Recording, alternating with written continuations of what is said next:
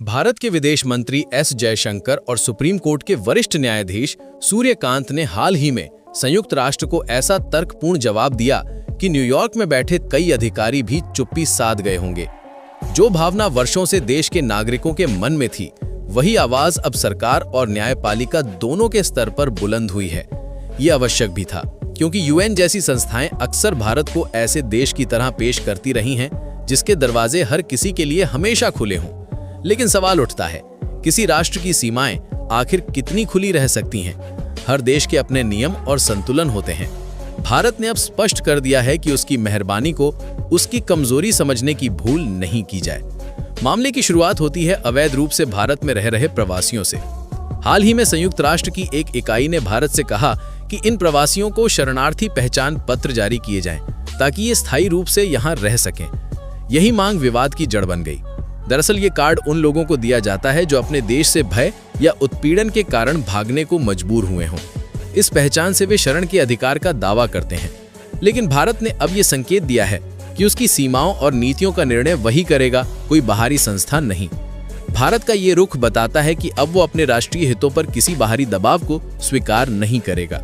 जिस आत्मविश्वास के साथ विदेश मंत्री और न्यायपालिका ने यूएन को जवाब दिया है, वो देश की नई कूटनीतिक सोच की झलक है, सम्मान के साथ लेकिन दृढ़ता से।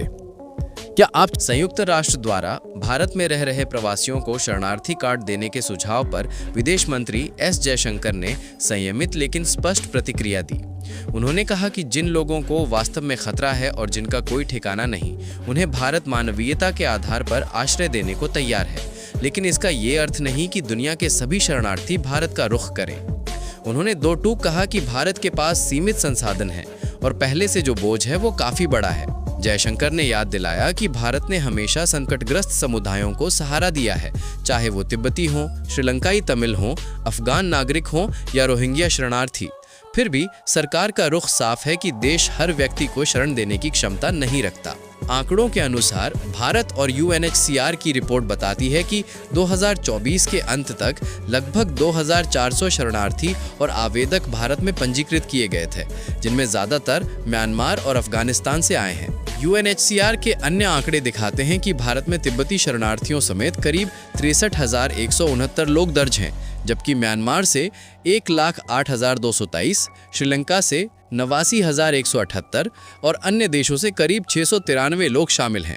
वहीं एक और रिपोर्ट के अनुसार भारत में करीब 49,000 शरणार्थी यूएनएचसीआर से पंजीकृत हैं, जिनमें करीब 29,361 म्यांमार के और 1,553 अफगान नागरिक शामिल हैं।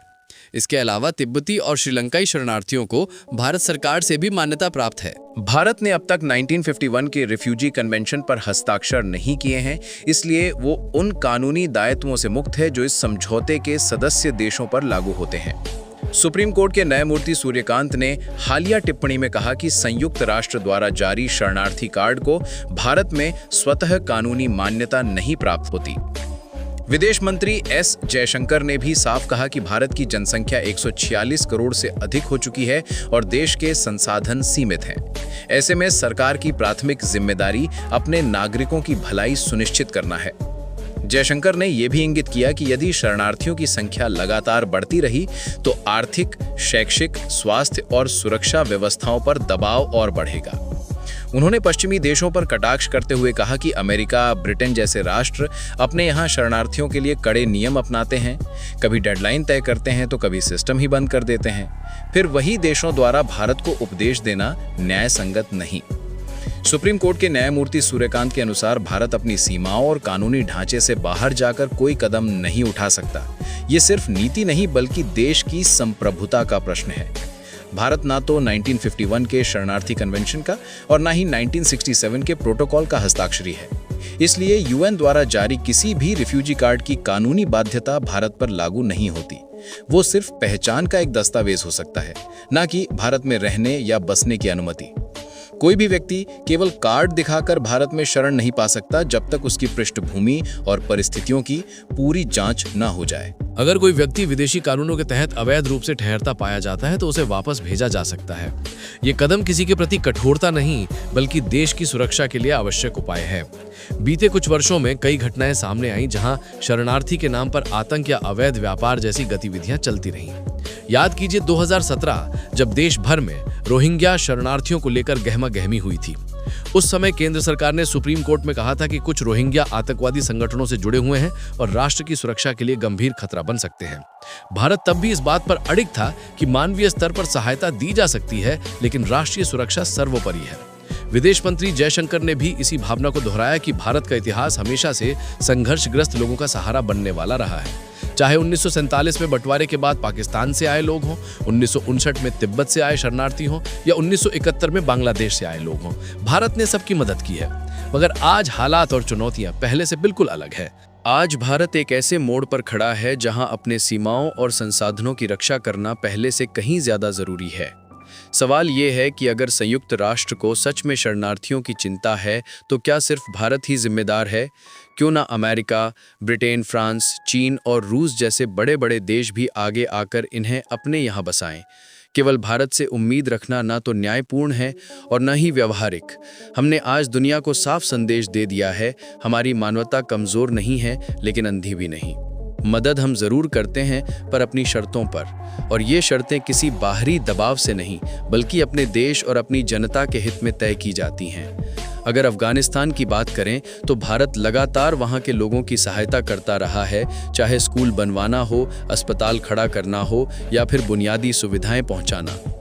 हाल ही में विनाशकारी भूकंप के बाद सितंबर 2025 में भारत ने काबुल के लिए 21 टन राहत सामग्री भेजी, जिसमें तंबू, खाद्य पदार्थ, दवाइयां और पानी की सफाई के उपकरण शामिल थे।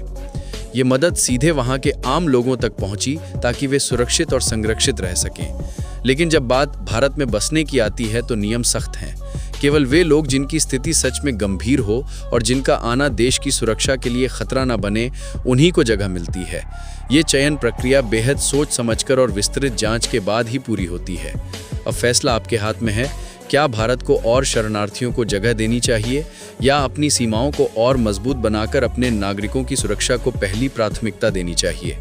अपनी राय हमें कमेंट में बताएं, और अगर ये जानकारी आपको महत्वपूर्ण लगी हो तो वीडियो को लाइक करें, शेयर करें और चैनल को सब्सक्राइब करके बेल आइकन दबाएं ताकि आपको ऐसे ही सच्ची और असरदार सामग्री मिलती रहे।